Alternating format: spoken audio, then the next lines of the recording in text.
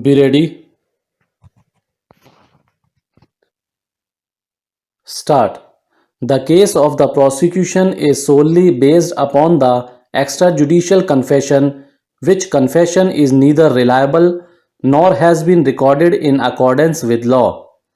This extrajudicial confession cannot form the basis of conviction of the appellants since it has no corroboration, and when examined in light of the settled principle of law, it is inconsequential. Thus, the accused are entitled to the benefit of doubt. In the present case, there is neither any eyewitness nor the prosecution has proved the complete chain of circumstances. The courts have erred in applying the theory of last seen together to return the finding of conviction against the accused.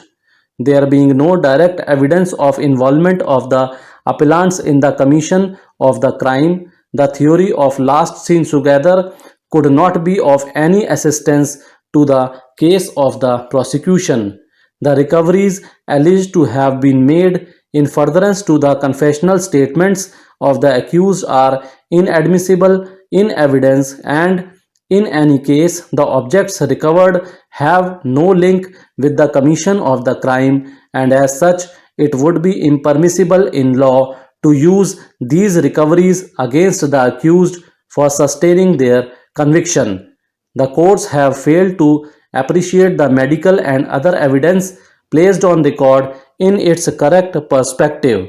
There are serious contradictions in the medical and ocular evidence as regards the time of the death of the deceased.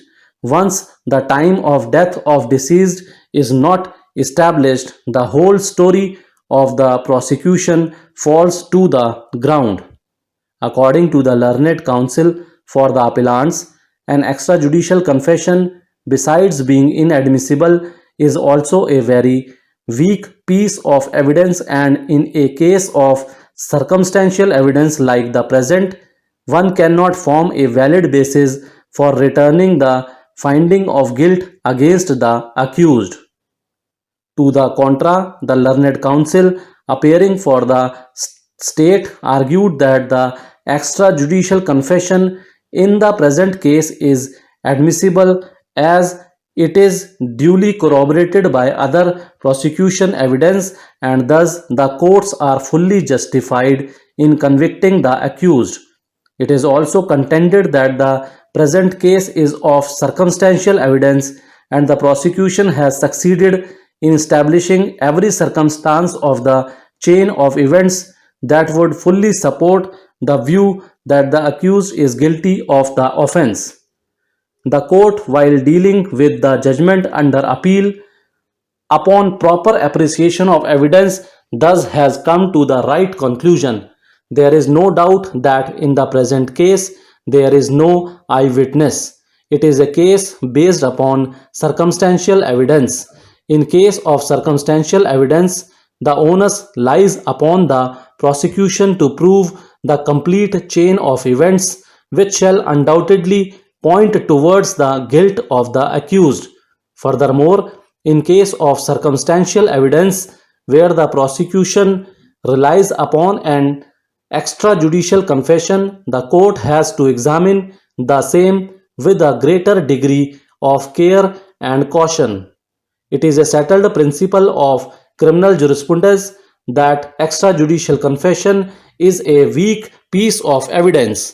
Wherever the court, upon due appreciation of the entire prosecution evidence, intends to base a conviction on an extrajudicial confession, it must ensure that the same inspires confidence and is corroborated by other prosecution evidence. If, however, the extrajudicial confession suffers from material discrepancies or inherent improbabilities and does not appear to be cogent as per the prosecution version, it may be difficult for the court to base a conviction on such a confession.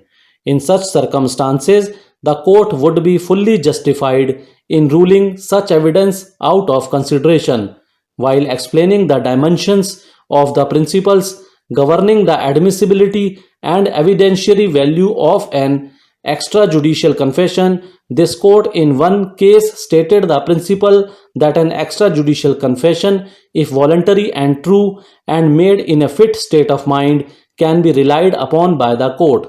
The confession will have to be proved like any other fact. The value of evidence as to confession, like any other evidence, depends upon the veracity of the witness to whom it has been made. The court further expressed the view that such a confession can be relied upon and conviction can be founded thereon if the evidence about the confession comes from the mouth of witnesses who appear to be unbiased, not even remotely inimical to the accused, and in respect of whom nothing is brought out which may tend to indicate that he may have a motive of attributing an untruthful statement to the accused. Confession ordinarily is admissible in evidence. It is a relevant fact. It can be acted upon.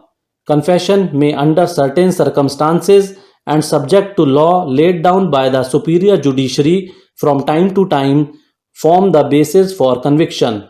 It is, however, trite that for the said purpose, the court has to satisfy itself in regard to voluntariness of the confession, 2. Truthfulness of the confession, 3. Corroboration. A detailed confession, which would otherwise be within the special knowledge of the accused, may itself be not sufficient to raise a presumption that confession is a truthful one. Main features of a confession are required to be verified. If it is not done, no conviction can be based only on the sole basis thereof. There is no absolute rule that an extrajudicial confession can never be the basis of a conviction, although ordinarily an extrajudicial confession should be corroborated by some other material. Thank you.